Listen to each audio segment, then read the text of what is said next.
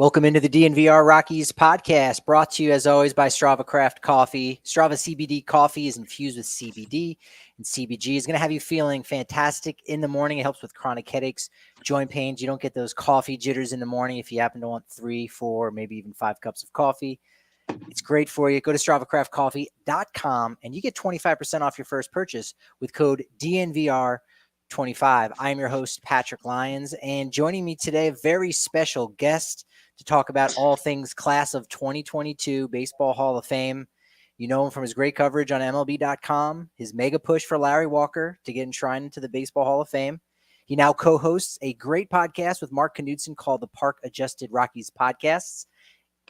It drops every Monday. You should know that. And is the author of one of the best Rockies books out there, The Blake Street Bombers, now in its second edition and available on Kindle. Please give it up for Mr. Manny Randhawa. What's going on, buddy? Hey, Patrick. Thanks for having me on, man. Always fun. Did you realize that your resume was that long? No, not really. You're doing big things, man. Yeah. Will you do my funeral too? No. No? I hope not. No, maybe. Because we'll that's see. a great. I mean, if that's my intro for something like this, you could do a eulogy. You could do a wonderful eulogy. How about this? I'll write it up. We'll right. do it for each other. We'll write it up, and whoever gives it, I want whoever to go goes first. You, Manny. Yeah, I don't want to live in a world without Manny Randhawa. Oh, I know okay. that. And you know what? What's nice is that right now we don't have to live in a world in which Buck ONeil is not a Hall of Famer. Let's start with the guys that have already gotten in if we're going to have this conversation about the class of 2022, specifically the guys on the ballot. But we should give a nod to the guys on the early baseball era committee in Buck ONeil and Bud Fowler. Were you a big Buck ONeil fan as much as it seems like everyone was once they saw Ken Burns' baseball? Yeah, I was going to say, once he saw Ken Burns for the first time, it's like this dude. Yeah, I think you assumed maybe almost that he was a Hall of Famer, and so it's well past time that he'd be in. So many. I didn't ever get to meet him or anything, but like so many people that we're fans. I assume you haven't either, but we're fans of the guy, and we never ever met him, and yet this guy. When you talk to somebody who has met him, or you hear an interview or something, he's even more than what you thought. In terms of a great baseball person. And so kudos. It's too bad he didn't live to see it. That was so heartbreaking too, right? When that decision came down in 2006, we actually just had the 16th anniversary of that Effa Manley getting in, the first woman in the National Baseball Hall of Fame. But that was so sad. And then, I don't know if it's also sad that he was the one inducting them, or if it was, a great honor that he was able to do that. But that was a very, very strange situation, to say the least. And I actually have met Buck ONeil. I don't remember it terribly well, but it was in Cooperstown soon after the baseball documentary had come out. So I've got his autograph somewhere. That's awesome. In my collection. Now, Golden Days era committee, 4 guys, 2 of which are still alive. So it'll be great for Tony Oliva and Jim Cott to be there. But he also had Gil Hodges and Minnie Minoso. Yeah. So, these guys, Jim Cott, Manny Minoso, Gil Hodges, all these guys were tremendous ball players. And, when somebody prefaces it like that, it's coming. I don't know that they were Hall of Famers. I think Gil Hodges, he just meant so much to Brooklyn and the Dodgers organization, and he's just one of those guys where it's almost like he just belongs in the Hall of Fame, kind of, if you are of the persuasion of, well, I think he's when you see one, with all, and that counts a lot of these quote unquote intangibles and things like that. But I don't think he's a Hall of Famer based on the numbers. I don't think Jim Cat was a Hall of Famer. Kitty was amazing, and he's done great things with baseball after his career as a player, and so it's cool to see him go in. But I just don't think that those guys are Hall of Famers. And the guy, and I'm sure we'll talk about him, but the guy who didn't get in, Dick Allen, he the numbers were there, and he died I think a year ago or so, and it's just too bad that he won't get to see himself go into the Hall of Fame. I hope he does, because it's just a travesty that he's not in there. one of the standards that we'll be going through this entire conversation is, can you tell the history of the game without Right. this person, right? Yeah. And Jim Cott, I would definitely have to agree with you. I mean, he's even said it himself of like, well, look, I was like a number 2, number 3 starter. And so, all Right. right, hey, if you're going to give it to me, great. Gil Hodges is a name that you can't not hear when you're talking about baseball in the 50s and 60s with Yeah. the Brooklyn Dodgers. Minnie Minoso, you don't hear quite as much, but his name obviously comes with a lot of reverence. And when you're talking about the impact on the Latin American community, Exactly. I think that elevates his status. Tony Oliva was a guy Right. I had always thought was already in the Hall of Fame. So that's where we start. We already have 6 guys. Yeah. I And mean, it's nice we to might see get guys more. getting in. It might be very different with the writers' ballot. All right, I found a list of players who were eligible for this ballot, Okay. but weren't put on. I'm just going to throw those names out. It's Okay. interesting because when you see when I read this list, a couple jump out like from the group, but I didn't get the sense of, man, you know what, these guys should have at least been on the ballot. I'm impressed that the Hall was able to kind of decipher who deserves to be on, who doesn't. They don't have a set number. Some years you'll Hmm. look, there's 27 on the ballot, other years 35. But here are the Right. names of guys. Let's just give them a shout out because they were eligible but weren't on the ballot. Michael Bourne, Billy Butler, Marlon Byrd, Chris Capuano, Coco Crisp, Gavin Floyd, Jeff Francoeur, Roberto Hernandez, Omar Infante, Kelly Johnson, Colby Lewis, Kyle Loesch, Javier Lopez, former Rocky, Angel Pagan, Brian Pena, Joel Peralta, David Ross, Brendan Ryan, Matt Thornton, Juan Uribe, also Rocky, Ryan Vogelsong, and Jerome Williams. Wow. Tip of the cap to those guys.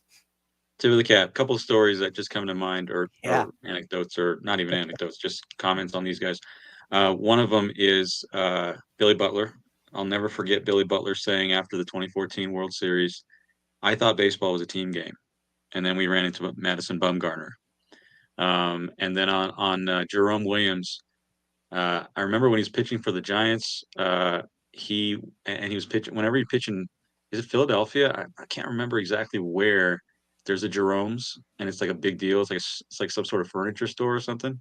And I remember watching him pitch with this big Jerome sign behind the plate, and it was just very apt. I don't know. I'll never forget that. So that was an advertisement, like his Yeah, it name was was an on the wall. advertisement behind the plate. Yeah, I don't know if it was one of those ones that they superimpose on TV, or if it was actually on the wall. But Yeah.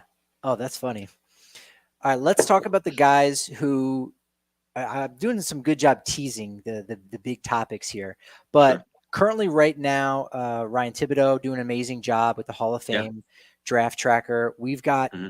8 players that are currently trending at less than 5%. And I start there because much like the list of the players I just named who weren't on the ballot, the importance of getting 5% is you get a second look and you Right. get more opportunity and you get another year for the conversation to continue about you and about your Hall of Fame credentials. And so I do want to note this is actually the first year I've been doing some research about the Hall of Fame elections in previous years. This is actually the first year since 1998 that every single person on the ballot will have received at least one vote. So Oh, that's an wow. interesting little wrinkle, right? First time That's cool. in a while. Yeah. But I'm going to say Mark Teixeira, he's got one vote right now. Now, Really. I don't immediately think, and the guys that I name here, I don't immediately think are Hall of Famers, but I think, you know what? Let's talk about it more. You know, make the case. It's like with Larry Yeah. Yeah. Walker. People would initially said, no, he's not a Hall of Famer. And you go, okay, that's your initial reaction, but let's Right. talk about it. And then once the conversation started to move and the facts got out, you go, of course he's a Hall of Famer. I just didn't realize it. Right. So Mark Teixeira, we were given at MLB.com. We were given a bunch of us were given we kind of drafted underrated Hall of Fame candidates for that are on this ballot, and I took Teixeira. Nice. And I remember looking into it, and I saw that Teixeira is 31st on Jay Jaffe's Jaws list, which is for those who don't know, it averages your career Baseball Reference WAR with your peak 7 years and the total WAR from that. And he's number 31, and Gil Hodges is number 40. So if you're, I mean, the thing about it is I don't subscribe to this sort of way of looking at things. Like, well, if this guy's in, then this guy's in. You know, if Harold Baines is in, then all these guys are in. But it still is interesting that if he's in, then here are the guys ahead of him. Some of the guys who aren't in that are ahead of him: Will Clark, John Olerud, Keith Hernandez, and I think Keith Hernandez. I mean, he's going to have his number retired. I think there's going to be a lot of talk about how he's not in the Hall of Fame, and maybe he should be. And then obviously Todd Helton is on the ballot, and I think he will get in eventually. And Mark McGwire, we know why he's not going to be a Hall of Famer. So, you know, it's really interesting. There are other guys who are ahead of that. I'm sorry, those guys are ahead of Teixeira, but on the list, but between 31 and 40. So between Teixeira and Hodges, we're talking Fred McGriff, and Carlos Delgado and Don Mattingly. So honestly, it's kind of like this is where it's almost kind of a good unintended consequence, because it creates all this debate and it creates all this passion for, you know, the topic, but it doesn't make sense. Mark Teixeira has got one vote. You're saying he's going to fall off the ballot probably. Yeah. And he was a better first baseman objectively on the numbers than Gil Hodges. Yeah, great point here by Kristen, is this idea of, hey, he's not a Hall of Famer at all, but you know what? Mm-hmm. That means he might not be an inner ring Hall of Famer, but there are other guys, and we don't have to find the biggest extremes, like you said, with Gil Hodges Right. and Harold Baines, like moving the goalpost. We don't need to do that, but we can at least have that conversation. Mark Teixeira, 400 home runs, 2 RBI short of 1,300, 5 Gold Gloves, only 3 All-Star games, 3 Silver Sluggers, won the 2009 World Series with the Yankees. So again, Hall of Famer, probably not, but you know what? We might need time to unpack some of the things that he was able to do and get some more stories out and hear from his teammates about, you know, when they brought him in. I mean, think about, you know, Jason Giambi, a player that the Yankees brought in to do to win a championship, the first one since 2001. Guess what? He didn't get it done. Mark Teixeira did. Now, again, does that mean he's a Hall of Famer? No, but these are some of the things that go into the conversation that, you know, we might not realize as fans or just as people looking at numbers. There's so much more to a player's Hall of Fame pedigree. Absolutely. And I think, you know, again, that's why I started that whole that last comment that I made with, I don't subscribe to this, you know, he's in, so he should be it. But like you said, you put it out there very well. You put it, and very succinctly, he may not be a Hall of Famer, but and I think this is what the crux of everything. The voting doesn't make sense. The results don't make sense in so many cases. And we see the blank ballots. We see guys voting for Bonds and not Clemens, and we see things like that, and we're like, what are you thinking about? Right? Kent only. How about the Kent only? Yeah. So it's almost like, and obviously, you know, when they do that, they get to write their column and it's going to get hits and all that stuff. I get it, but at the same time, it's like how, why, you know, it makes no sense. Yeah. What does make sense is a good time down at the DNVR bar on the corner of Colfax and York. Members, you know, you get a bigger beer when you're there. You get discounts at DNVRlocker.com. Your annual membership gets you a free shirt. And you know what? Even if you're not ready to go all in, it's only 50 cents for your first month. As I said, you get that bigger beer. You can come down to any of our watch parties with the Nuggets and Avs, whether you're a member or not. If you are, though, you get that members-only Discord, so you can have those one-on-one conversations with personalities and folks like yourself. You don't have to deal with politics or anything like that. That's the DNVR.com. We're always serving Breckenridge Brewery on tap, the official beer of DNVR. But did you know they're also our official seltzer? You probably should have if you listen to this podcast, because you've heard me say it a million times. It's Good Company hard seltzer. You can get a 15-can sampler anywhere they sell alcohol. They donate money to National Parks Conservation Association to help prevent forest fires. You're always in good company, right? CO, Colorado. I never heard it put that way. Good co. I like it. You like it? It's a good pun, good wordplay. Mm-hmm. Good Company hard seltzer by Breckenridge Brewery. What more could you ask for? All right, so another guy that should get at least 5%, that he's controversial in his own way, not a very well-liked guy. But again, when you hear the numbers, you go, all right, I'm not ready to say no yet. Can I get a maybe, right? 5% is like a maybe. So we need a maybe on AJ Pierzynski. Here's why. 2,000 career hits and a 280 batting average. All right. Two-time All-Star, 2005 World Series. But for players with at least 50% of their games at the catcher, here's the list of guys who have 2,000 hits as a catcher and a 280 batting average. Mike Piazza, Hall of Famer. Yogi Berra, Hall of Famer. Ivan Rodriguez, Hall of Famer. Ted Simmons, Hall of Famer. And AJ Pierzynski, he's fifth on the list, and Jason Kendall's there too. Even when you dip it down to 40% games at catcher, you're adding Joe Torre, Victor Martinez, Joe Mauer, guys that, Joe Torre's a Hall of Famer. Mauer will eventually get in. Even if you reduce the line back to 270 batting average, now you're not adding anybody. How about 1,900 hits and batting 270? You add two more Hall of Famers in Gabby Hartnett and Bill Dickey. I'm just saying, keep them around, and let's talk some more about the only catcher on this year's ballot and the first catcher since 2017 when we had Posada, who also got one ballot. Come on. Jason Varitek and Pudge Rodriguez. Let's talk a little bit more about AJ Pierzynski. He deserves 5% of the vote. What do you think? I think, it's interesting because here's how I think voting should be done. Up and down one time. You're on the ballot one time, up or down. That's it.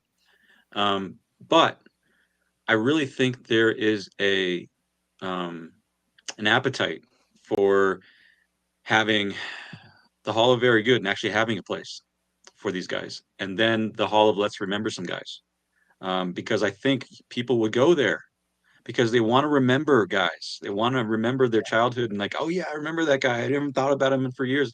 But then there are also the guys that are like, they're not quite Hall of Fame level, but at the same time, man, we've been talking about the Hall of this theoretical Hall of Very Good for years. Why don't we have one? But given reality, yeah, I mean, I don't know.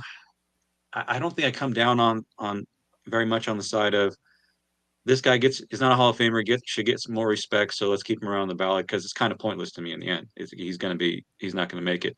But if there's a guy who has a real chance, then given the current system, then you got to. I mean, obviously, the poster child for this is Kenny Lofton. So. Yeah. Oh, absolutely. We'll kind of cover him because he got the shaft. Yeah, Hall of Fame. There's only one. It's in Cooperstown. Hall of Very Good should be in 30 stadiums around the continent. Right. Each team should have their own Hall of Very Good. And I wonder if you could have one in some place, because imagine having because especially as generations move on, and now we're in our generation, the millennial generation, and what are they calling the next one after that? I don't know, Gen Z or something. Generation Apocalypse. I don't know. I don't know. But so as time goes on, we actually the favorite players of guys are not relegated to one team anymore. Yeah. With fantasy baseball, with just the fact that we have MLB TV and we can watch all this, and social media, we can see things that happen right after they happen. And so to have a place somewhere that you could go and see all of the guys that you grew up watching and whatever, and they were good, but not enough to get to Cooperstown, or just some guys where it's like, because how many times do you see articles out there like, let's remember some guys, and they get hits because people want to see, and remember, I don't know, you want to remember put a guy out there, whoever you want. I mean, Rockies have a million of them, right? Yeah. Every Rocky ever, shout out to that Twitter account, because I was just talking with Skyler today about that. Yeah. And you know what? Really, if you're talking about the Hall of Let's Remember Some Names, you go to Manny's Twitter account at Manny on MLB, because that's something that you like to do where, hey, throw a name out there, get the conversation going, or just to feel good to hear and see that name again. Yeah. Have a place. I think it could sustain itself, because it's just a fun thing, like, oh, the Hall, and literally call it that, the Hall of Let's Remember Some Guys. Yeah. And go in there and just, indulge yourself in reminiscing, about those guys and the times that you watch them play. Because I think in baseball also there's a romanticism that we even love the guys, who weren't all-stars, who weren't Hall of Famers, who, especially the guys who hung around a long time and were utility guys or were whatever. And or even the guys who got, one or two at bats in the big leagues, and we'll never forget them for whatever reason. The guy from the Cubs comes to mind. I don't remember, a few years back, there was a guy who he got one pitch and got hit by a pitch and then came back or something like that. I can't remember the exact story, but there's a player from the Marlins. There was a player from the Marlins that I remember. It was like 8 years from when he had this should be an exhibit for those guys. So like, that's something that could be done. And I think that people would go and just some people who are casual fans, just the curiosity of like, what is this? Let's remember some guys. Why is this a thing? And then I think they would kind of potentially fall in love with the idea. So, and if it's not a hall, it can be a trailer that gets driven it could around. be anything. Take it to all 30 ballparks over the course of the year. The final three names: Joe Nathan, Mark Buerhle. I mean, Mark Buerle's already on his second ballot, and Tim Hudson also in danger of falling off again. I think Buerhle has maybe the best case of any of them. Although I did look into Tim Hudson a little bit, and I said, you know what, I might need to think on him a little bit more. But those are three names that you go, they might not be Hall of Famers now, but I'm willing to. We should be listening and maybe talking about them more. How often are we talking about Tim Hudson and Mark Buerhle? This is their second year on the ballot. How often are we really talking about those guys? I think they in particular deserve maybe a little bit more conversation. And don't sleep on Joe Nathan, because Joe Nathan had 377 saves, a 151 ERA plus, 6-time All-Star. There are just not enough relievers. So true. In the Hall of Fame, and I think that's part of the reason why guys like him and even Jonathan Papelbon don't get, who's also on the ballot for the first time, don't get kind of that recognition. Like, well, if these guys are, if we compare them with the guys who are in already, the Eckersleys of the world, the Lee Smiths and all that. Although Lee Smith, I think, was potentially a little overrated. But if you go and see there are 5 Hall of Fame, or looks like 7 Hall of Fame relievers. That's it. Rivera, Eckersley, Wilhelm, Gossage, Hoffman, Lee Smith, Raleigh Fingers, Bruce Sutter. And so, I mean, that's not a lot. And if you really think about it, and if you go and look at, for example, Billy Wagner, who I have thought for a long time should be a Hall of Famer. I don't know what year he's on now, but it's at least 6 or 7, I think. He's number 6 all time on Jaws. Every guy ahead of him is in the Hall of Fame. Jaws for relievers. And who's 2 spots behind him? Joe Nathan. And who's 2 spots behind Joe Nathan? Jonathan Papelbon. So, and Lee Smith is 3 below that. So, again, I think Jay Jaffe, I mean, Saber's, the Rocky Mountain Saber's going to have him on for a great kind of a Zoom session with him Tuesday night. Jay Jaffe has done more for the Hall of Fame evaluation process than I think anybody around today. And I think that I really appreciate, and I hope to tell him that I really appreciate his the scoring system that he created, because it's a big help. It's not the be all end all, but it really gets you. I remember when we were doing the Walker push, all you got to do is snap a screenshot. Right field is loaded. Like in the Hall of Fame, it's loaded with like inner circle guys, right? Yeah. And I would just clip the screenshot of the Jaws page, and it would be I would put 1 through like 15 or whatever, or I just go up to the average right fielder Hall of Fame numbers.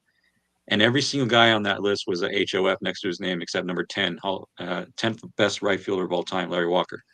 And so like that kind of stuff, really resonates and lands with people, because it's like, wait a minute, let's give this guy another look. So I think the same goes for relievers like Joe Nathan and Jonathan Papelbon. We're talking about per Jaws, and again, it's not the be all end all. They're the number 8, number 10 relievers of all time, and Billy Wagner, who's still struggling to try to get in, is number 6. Yeah, shameless plug. Again, you want to be a member of the Society for American Baseball Research wherever you live. Our chapter here in Denver is fantastic. Manny and I are both board members.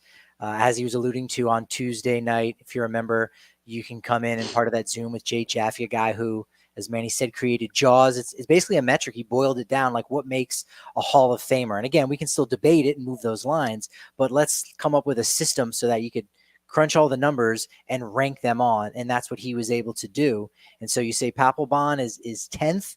I didn't exactly realize that.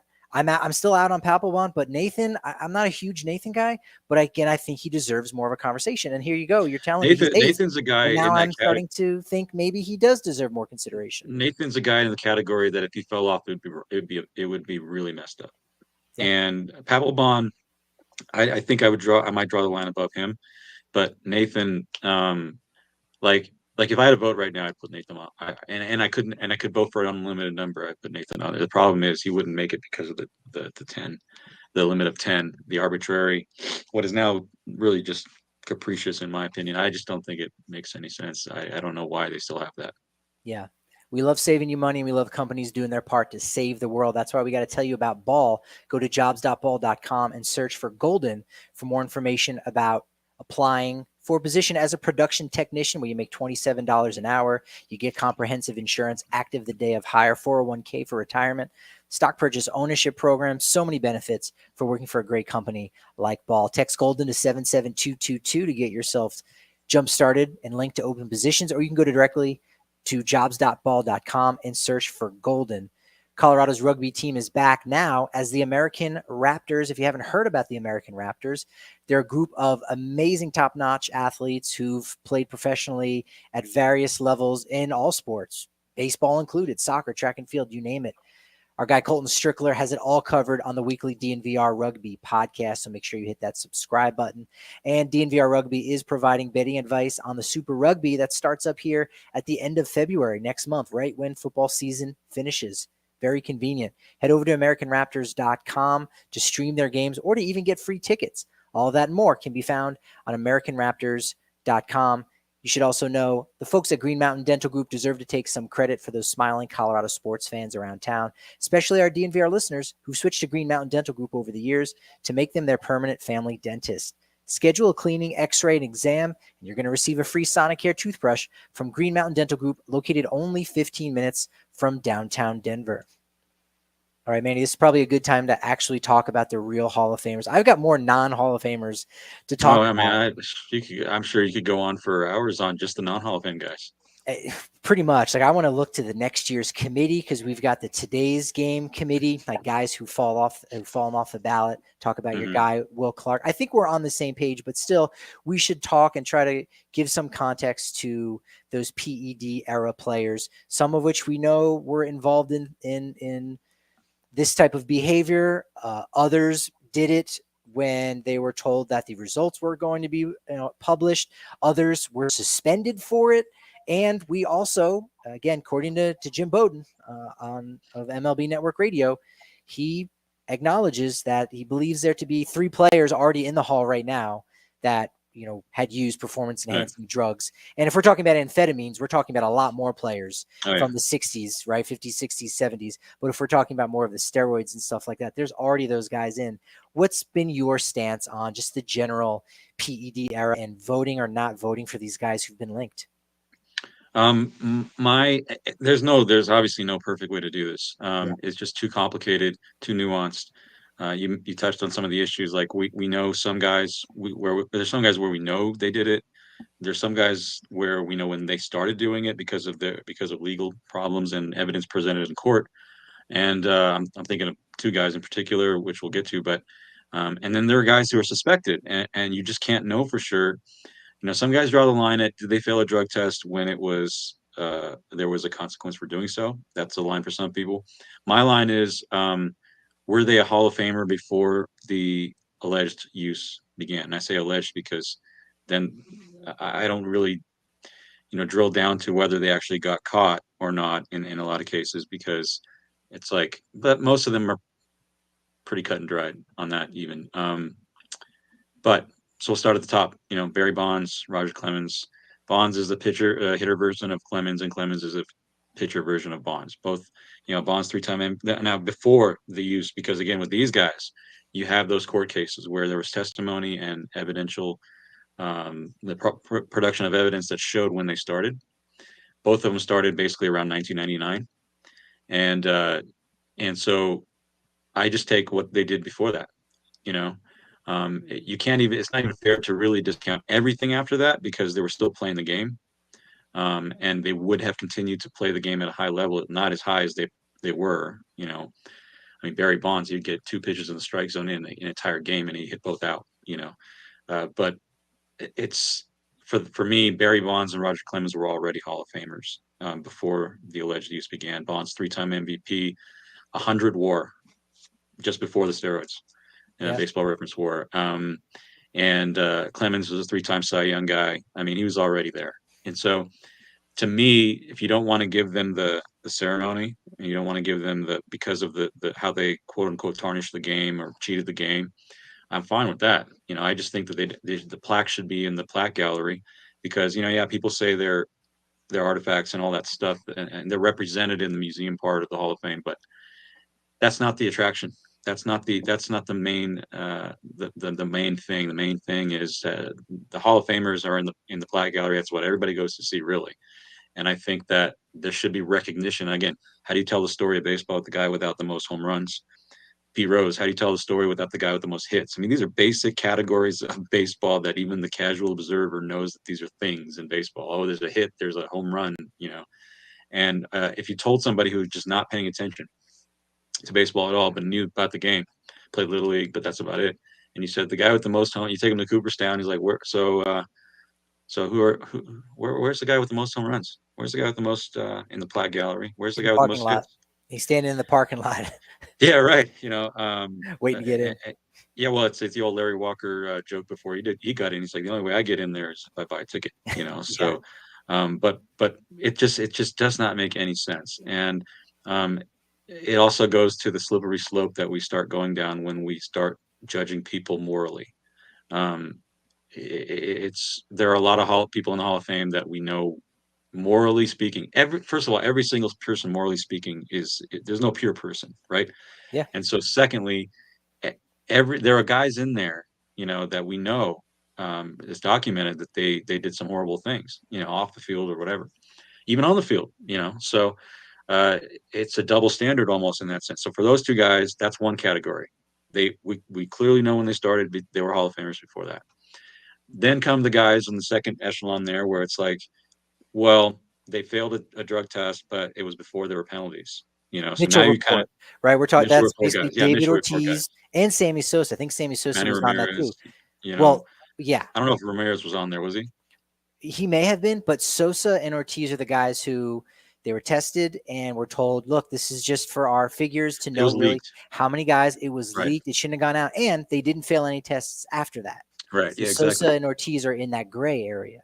Now, when you look at a guy like Manny Ramirez, okay, he's one of the best right-handed hitters in history, in my opinion. He's hard because he was using something because there was a failed test, regardless of whether there were consequences. It was leaked. We know it happened, right? Same with Ortiz. But then you start looking at the evidence against them versus in the light of their entire career. Same goes for A-Rod. They're still Hall of Famers because we cannot pinpoint. Let's say he used Manny Ramirez used steroids. It's like the Dante Bichette case. Dante Bichette, he used steroids for like 2 weeks in 1998, or 99 or whatever. And, then he quit the stuff because, number one, he just ballooned. He just gained weight, and it didn't help him. And also his wife was basically, I'm not going to be married to a junkie, but it's the drugs or me, quit it. And so for guys like that, for Manny Ramirez, we don't know the extent of the use, right? Ortiz, we don't know the extent of the use. And then it gets into that gray, muddy area. And I got to admit, yeah, I'm a numbers guy, but at the same time, numbers can't answer all these questions. And so you then end up having to you look at his career, you look at this evidence against him, you make your decision. And for me, guys like Manny Ramirez, A-Rod, I'm actually kind of shocked at Ortiz. I'm shocked at how little love A-Rod's getting, even with all the stuff. I am. Yeah, as of Friday morning, Alex Rodriguez currently has about 41.8% of the vote, whereas David Ortiz right now, he's over the 75% mark at 83.6%. Yeah, I don't think that even Ortiz is going to get it. I think he's going to be around somewhere in the 70s. But you got to remember, and I know you do, but just for your audience, yeah, please tell. This is based on Ryan Thibodeau's tracker. These are people who get their votes in and publish them very quickly online and give them to Thibodeau for the tracker. The people who don't are usually old school, right? Yes, they're mostly old school voters. More conservative. They've got smaller ballots. They're going to be They're going to be harder on A-Rod. They're going to be harder on Ortiz. That's why I think Ortiz falls below 75 because he's just about a little bit over it right now. But that means A-Rod's going to be somewhere in the 30s, and I'm really surprised by that. Yeah, the thing that I struggle with a little bit. It's almost shades of gray because I love listening to an argument and I think, okay, I don't feel like entrenched. Like, no, what I'm saying is the only thing that can possibly be true.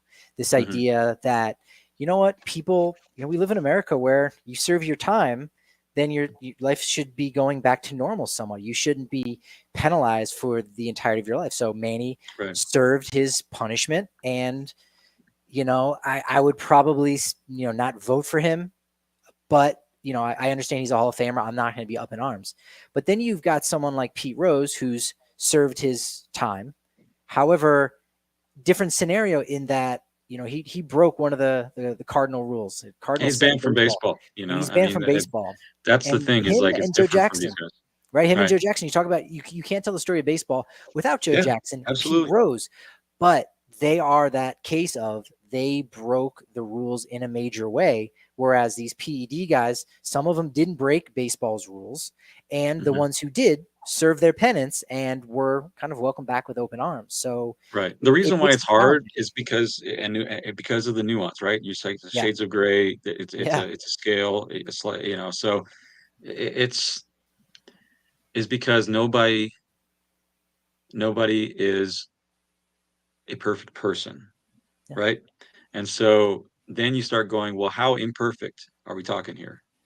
How much of a black eye is this guy on the sport or whatever? I mean, that's the way they want to do it.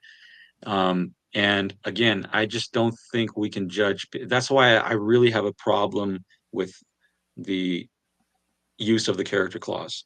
Um, I don't know that the character clause should be eliminated, but I also don't know that the way it's being used is not an abuse of it.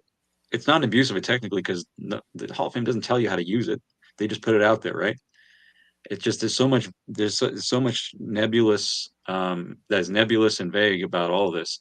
And it's Jason Stark said it when the year I think it was 15 or 14 when nobody got in that year, and he's like, do we want a cathedral or a museum? Pick one, you know. And I think that's the best way that it's been summed up. This issue has been summed up. I want a museum, and therefore, if you want to take the pomp and circumstance away, fine for some guys, but you also need to acknowledge the greatest that have ever played your sport. And if you want to put and it should be acknowledged what they did that created this whole situation where they weren't getting in for all this time, which is to say, here's also what they did, which was the bad stuff. Museums are telling stories, and it's good and bad. Yeah, great point. I have an upcoming conversation with young man from Purple Road, Justin Wick, who does an amazing job. And that was kind of one of the things I tossed out there, like the future of baseball in 25 years. Maybe when you go to the Hall of Fame, there's a little QR code or a little note about this Yeah, player, that absolutely, you that's don't see great. on their That would plaque, be awesome. that it tells That's much a great way to more do it.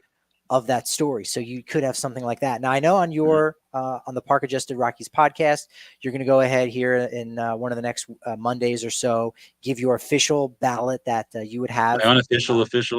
unofficial, yes, your officially unofficial official ballot. All right. Eventually, in 5-6 years, you'll have your real one. So we won't spoil that yet. You got to go ahead over and listen to that episode with Mark Knudsen. But you've said before, and you're right, and I actually think the number is higher. There are about, what did you say, 13, something like that, 13 Hall of Famers on this ballot. I actually think the number could be a lot higher, like 15 or 16. But Yeah, and it's I've it's heard that interesting. that's kind of You been got a Kent expressed only ballot, on and Twitter. there's a ton of names that should be Yeah, in there eventually. yeah. I see at least a dozen or so, at least, and it's a shame because the guys who fall off, especially like you open the show with, they're gonna they're on the in the dustbin of history because Kenny Lofton.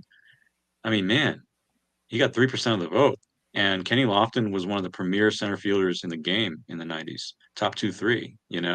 And just if you look at the numbers, they bear that out. And so, for him to get 3% of a vote is an indictment of the system. The problem is that we need a system in which there are no limits and you go yay or nay.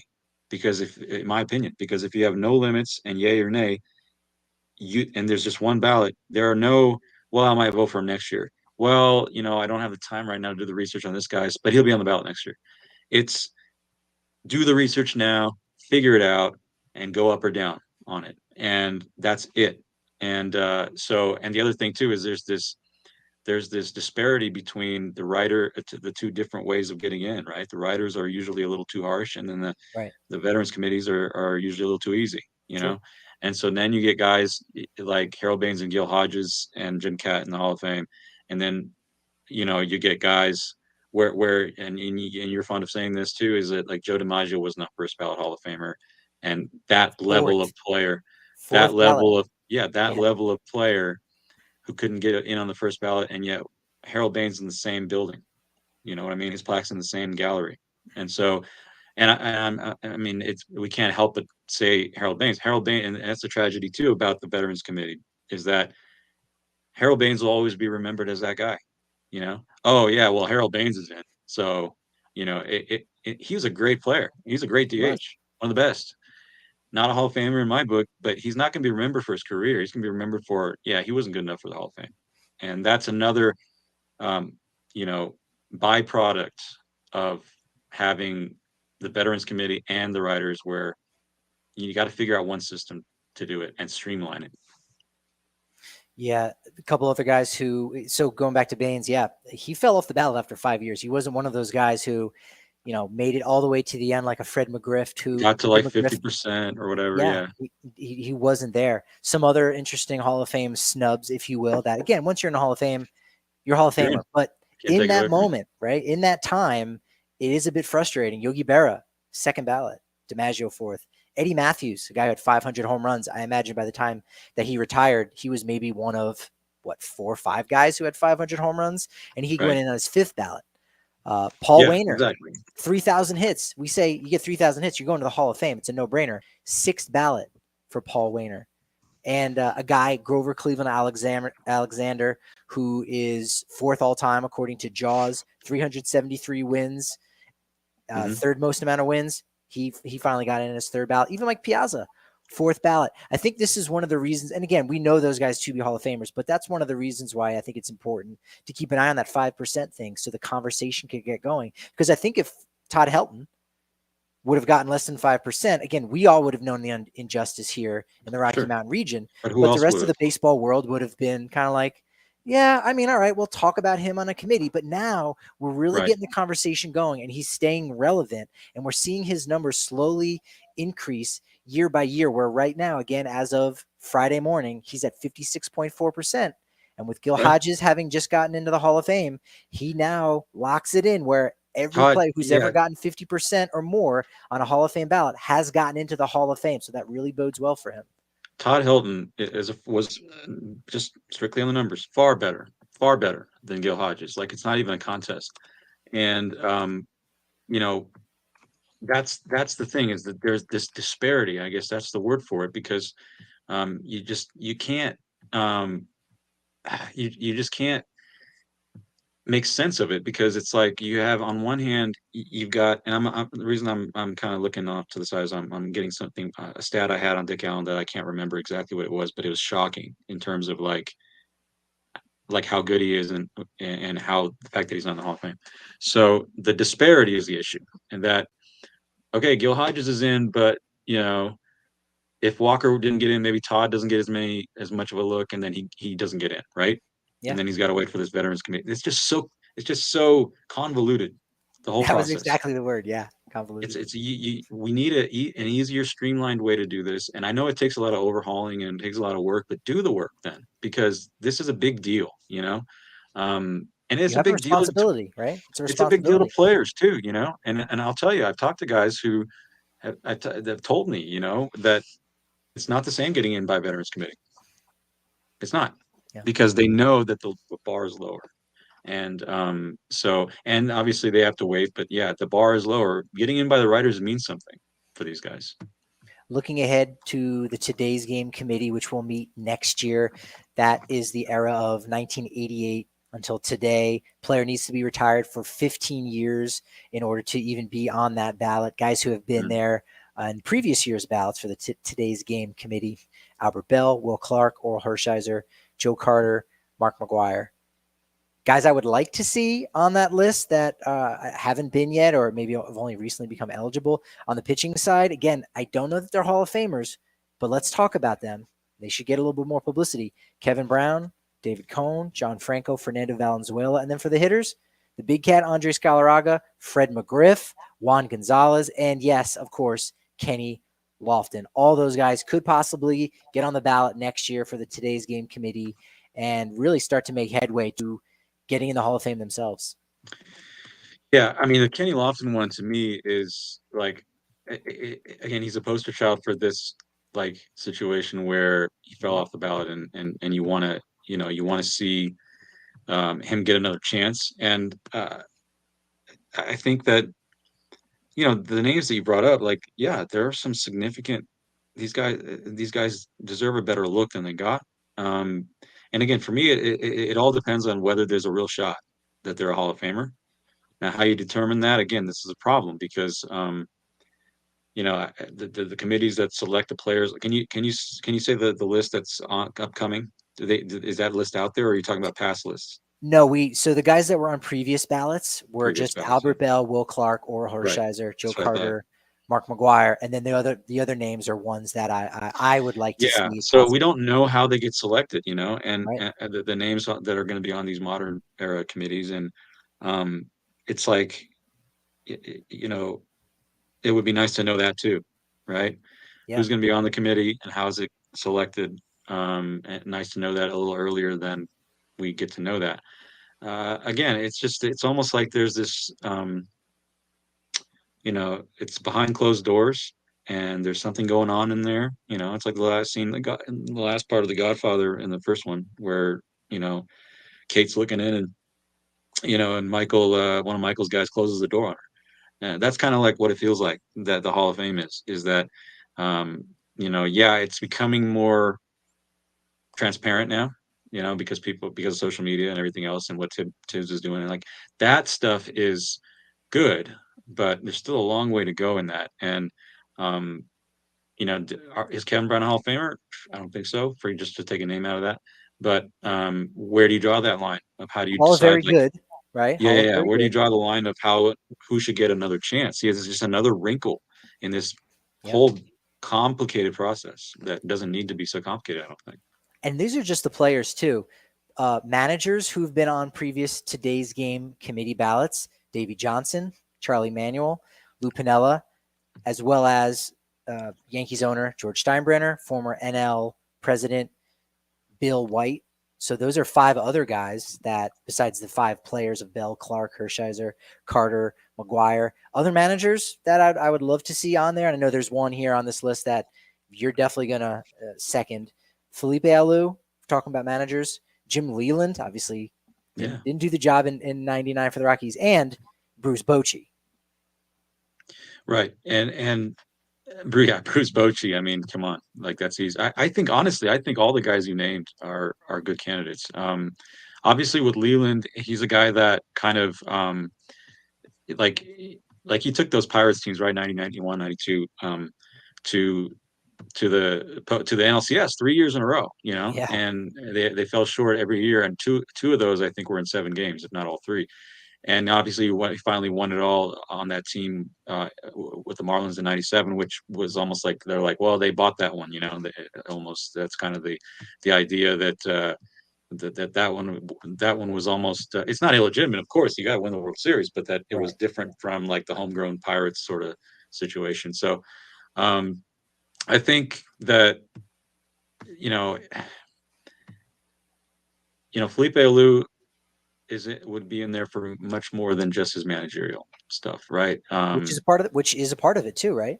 That's fair. He wasn't a Hall of Fame player, but and maybe, the man, as far as a manager, he probably doesn't get all the way to as far as the numbers go, but just what he means to the Dominican Republic, and what he means to, guys like Pedro Martinez, who he basically shepherded along early on in his career, and stuff like that, like the trailblazing aspect of it, Yeah. that means a lot. So I can see him in the Hall of Fame. Felipe Alou, and Bruce Bochy. I mean, it's that the ones that, no doubter. 3 world championships. I think he got to 2,000 wins. Just there toward the end. And Leland, I think he won a World Series. He was successful enough, I think, in the postseason that he gets the nod too. Don't forget Detroit, right? Took two teams. That's right. He took those. Pennant. That's right. Two pennants. Absolutely. That's a huge point. Yeah. So it's again, the conversation doesn't cease to end. I love that. Now we could do this for hours. Can we? Just give me the thumbs up. Should we can you go? I can go a little longer. Yeah. No. So before we get to our game, tacos and tears, I do want to just mention too that going back since 1995, 21 players went the distance on 15 straight ballots. Fred McGriff is the only one so far to go 10 full ballots and not get in. But here's the guys who didn't get in because they went the distance. There are guys who went 15, like Ron Santo, Minnie Minoso, of course, Jim Cott. Those guys have since gotten in. But again, this is the Hall of Very Good that they could someday get in. McGriff, Mattingly went 15 years. Dale Murphy here on the inaugural Colorado Rockies team. Dave Parker, Tommy John, Dave Concepcion, Steve Garvey, Louis Tiant, Mickey Lolich, Curt Flood, talk about baseball contributions, Vada Pinson, Thurman Munson, and yes, Dick Allen.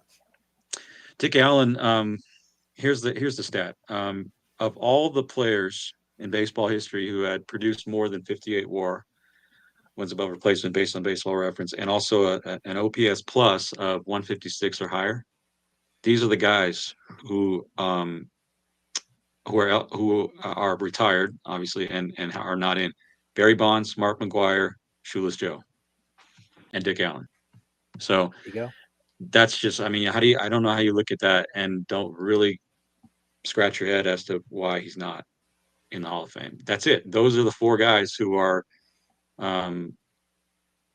there's one current player that I'm not going to mention, but you could probably figure it out. But then the other four, the four guys who are former players, not in the Hall of Fame, OPS plus of 156 or greater, WAR of greater than 58. Dick Allen is one of those four, and the other three are Barry Bonds, and we know why he's not in, Shoeless Joe, and Mark McGwire. It's unbelievable. Yeah. Thank you for making the case for Mark McGwire. I appreciate that. I'm a big Mac guy. I'm a big Mac guy. Yeah. All right. I think he got a bad deal there. Yeah. Also. Yeah. All right. It's the return of tacos or tears, and we got a beautiful graphic. Can I play this game under protest already? We didn't even started, but go ahead, make your case. The title tacos is spelled incorrectly, and I will stay with my position there. I'm not gonna bend or yield to the populace here. Tacos is spelled wrong. I don't care what it said on the guy's jersey. Doesn't matter to me. It's TACOS. That is how you spell tacos. Wow. So I'm not acquiescing to the crowd here. So I'm playing this game under protest. I don't know if having a person to root against on a game show is good for ratings. We'll find out. It up. I'll take it up with the league office. I'm just saying. Wow. Okay. Well, this will be interesting. People might be rooting against you here. But look, if you're listening to this on the podcast, they've been rooting against me for a long time based on that. I know that.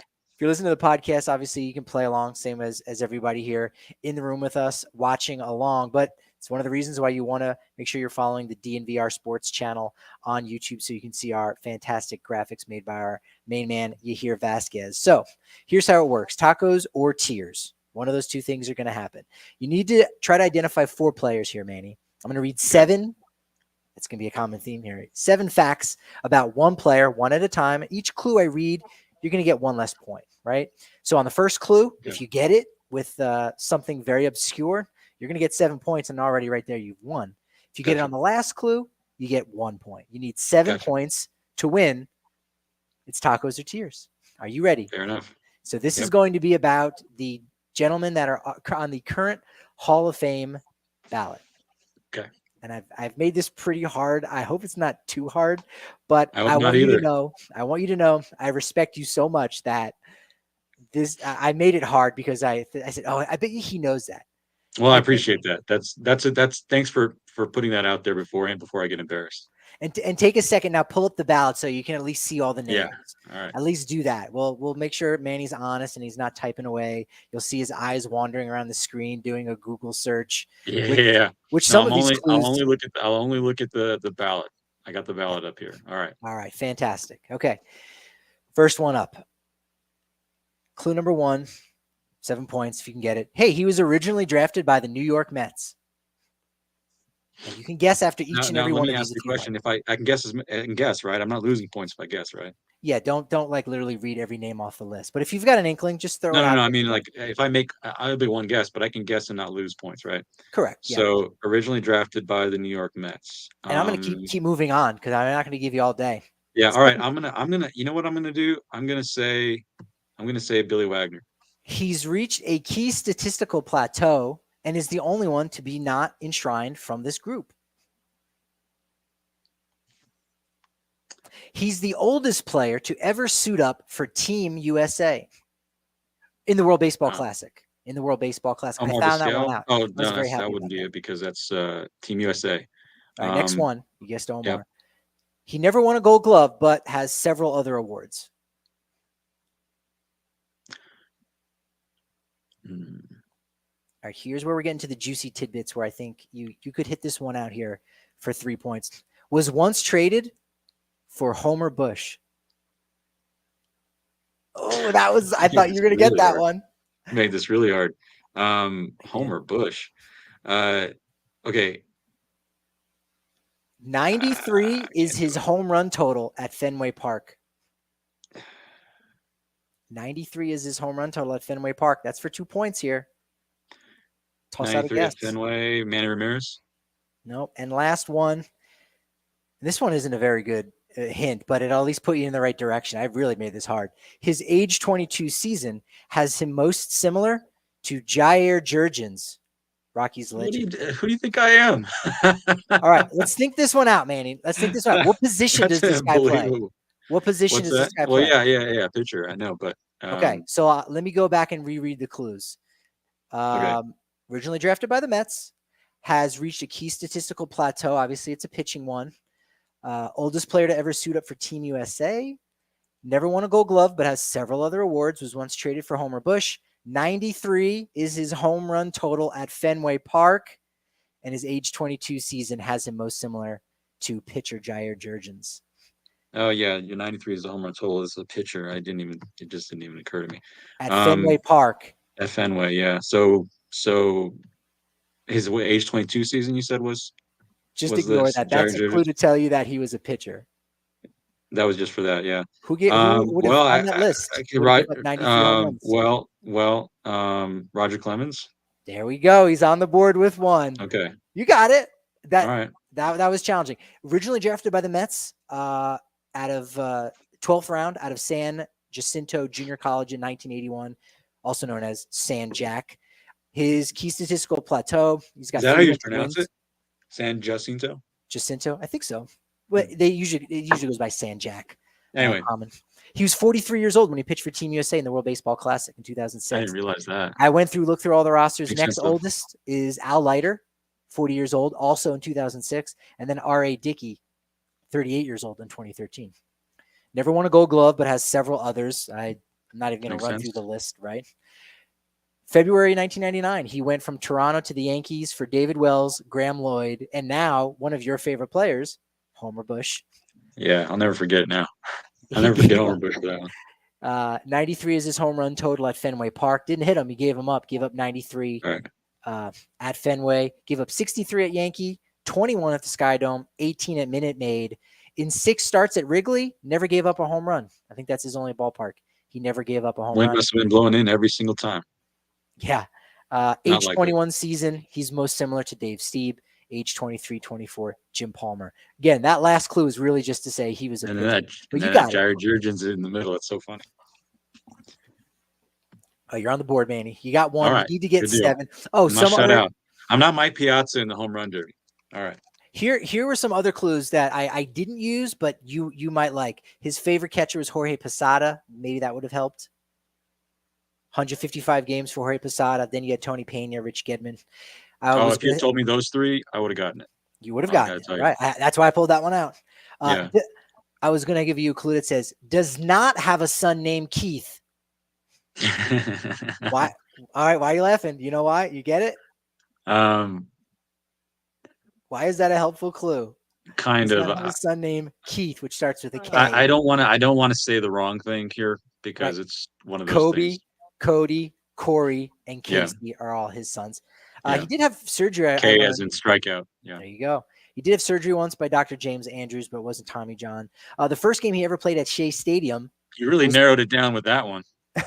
that wasn't a good clue. The first game he ever played at Shea Stadium during the regular season was in 1997. It was an interleague game. I was actually there, had to go to that game. Blue Jays came in town. I said, wait a minute. This is the first time in a decade. He's been here since 1986. And then, according to Jaws, he's the third best to ever do it at his position. I figured you would have gotten that one. He's behind Walter Johnson and Cy Young, and ahead of Grover Cleveland Alexander and Lefty Grove. All right, you got one. You're on the board. All right. Okay. All right. Next one. You're getting the feel of it. You're getting the feel of it. Yep.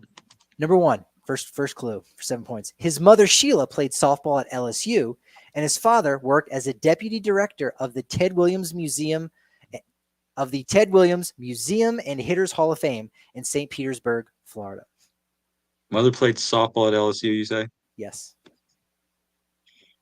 All right. He was originally drafted in the 40th round, didn't sign, and then was taken in the 4th round the next year. Not great clues. We're moving on. Now these are getting a lot more interesting. Has a twin brother named Josh. I didn't know this. I'll admit it. I don't know all the things I say. This is good, right? That's a yogiism right there. All right. He made $90 million in career earnings. I'll tell you that it was with 3 teams. He was once traded for Nick Pivetta. All right. I think I have one too many clues here, but that's okay. Rockies fans are going to know this one. The little interesting piece of information about this player. He struck out Seth Smith. That was a memorable one, huh? I'll just throw out a Mark Buerhle, I guess. All right, good guess. We are talking about a pitcher. He appeared as a starting pitcher only 3 times. And Joe Nathan. No, good guess. No. He was close. And last one, you're still going to get a point. He's not on speaking terms with Bryce Harper. No. Is he on this guy on the list? We mentioned him. We did mention him. We did? We did mention him during the podcast. I'll go through it again. His mother, Sheila, played softball at LSU. His father worked at the Ted Williams Museum and Hitters Hall of Fame. Originally drafted in the 40th round, taken in the 4th round the next year. Has a twin brother named Josh, made $90 million in career earnings from 3 teams, was traded for Nick Pivetta, who I believe is still with the Red Sox in that trade from the Phillies. He struck out Seth Smith as the final out of the 2007 World Series in Colorado. Oh, Jonathan Papelbon. And is not on speaking terms with Bryce Harper. That's right. Jonathan Papelbon. All right, man, you got 2. You're doing all right here. All right. I needed a little help. No, you got it. Here's something interesting. In 2009, he recorded his 133rd save with the Red Sox, breaking the franchise record. In 2015, he saved his 113th game, broke a Phillies franchise record. Oh, wow. So he holds them for both, I believe, still. And his 200th game saved was the least. It was done in the least amount of appearances, actually besting Mariano Rivera's record. Wow. He was on his way. All right. Third player, you got 2 more left. We're halfway home. You got this. Okay. I think you're going to do a little bit better. These are hard. I'll have to improve my clues to you. All right. He once signed a letter of intent. Easy to do that. Once signed a letter of intent to play football at Nebraska. He was a quarterback. Could have also played at Tulsa, USC, Oklahoma, Florida. Has career earnings of $170 million. Well, I don't know that he earned 170. He's the CEO of a music company that once had Megan Thee Stallion under contract. 1501 certified in Houston. Got it. There we go. Okay. Wow. All right. Manny, how did you get that one so quickly? The music deal. Yeah. That was. You knew his background. See, I knew you would knew these things. I knew you were going to know. What was that? The one before, which I'd already forgotten. I kind of pointed me toward that direction. In career earnings. Didn't earn it all. That's what you said. Yeah. You helped me out there. Yeah. Some of the other facts we had was his cousin was once involved in a trade for former Rockies relievers James Pazos and Juan Nicasio. J.P. Crawford is his cousin. He was also Gene Segura. Is considered the 44th best player at his position according to Jaws, that being left field. This is the one that I think you might have gotten. Was traded away in a blockbuster deal that depleted his team's roster. Yeah. They lost 93 Red games. Sox, Dodgers. Yeah. They lost 93 games, the Red Sox did. And then they won the World Series the next year. Right. Yeah. Crawford, Adrian Gonzalez, Josh Beckett. What a salary dump that was. And it worked out. Yeah, it did work out. 4-time All-Star, an All-Star Game MVP, a Gold Glover, Silver Slugger, and a note that wouldn't have helped you out in any way, but for the same reasons why Omar Vizquel has been losing votes, similar consideration should be given to Carl Crawford. And we'll leave it at that. All right, last one. You got 6 points here. You just need one more here. I think you got this one. You got. Wait, how many did I get off of that? 4, just from that one? You got 4. That was a lot. Wow, that was a big one. That was good. All right. If you get it off of the first one, I don't know. But the current principal at the high school he attended is Jeff Mock. Okay. No idea. All right. Was once traded for a pitcher that was the 18th in MLB history to throw a no-hitter as a rookie. Okay. Was hit by a pitch thrown by Steve Traxel in September of 1996. Again, this is an important pitch. We'll find out why later, but was hit by a pitch thrown by Steve Traxel in September of 96. His most similar batter is Matt Holliday. According to Jaws, he's the 10th best player at his position all time. Andrew Jones? Nope. Good guess. No. This is a hint, but it's not really a hint. The 500 best player at his position is Willie Green. I know that doesn't help. Okay. For 2 points here, he is currently the director of player development at Indiana University.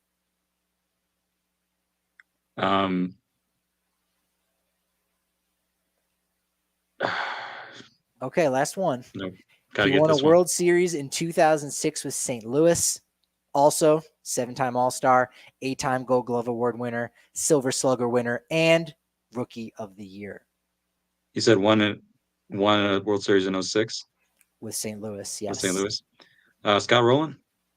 My man, we're not having tears for dinner tonight. We are feasting on tacos 'S. Sweet.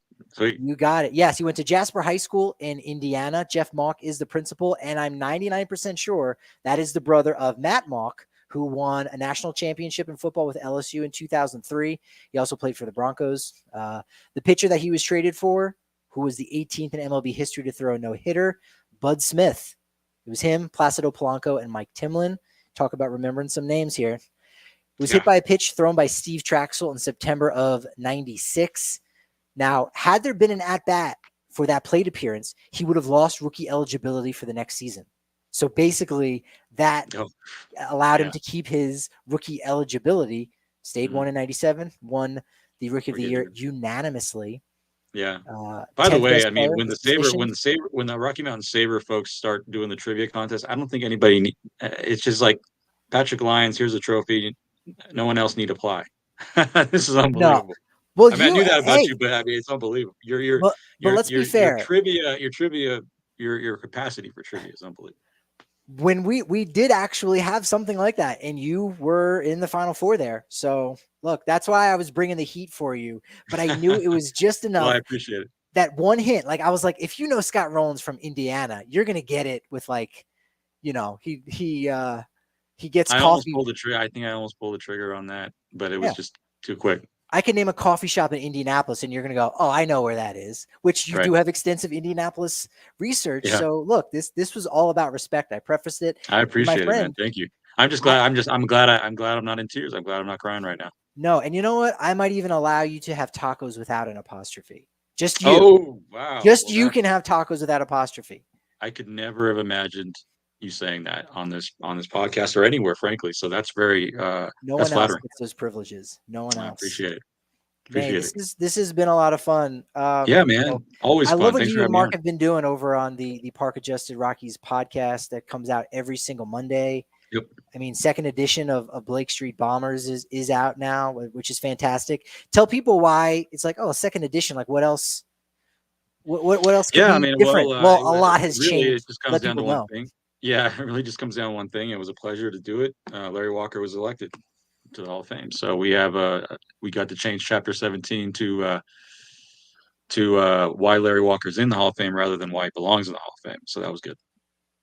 Absolutely, yeah. That you definitely got to make sure you pick up a copy, even if you already have the first one.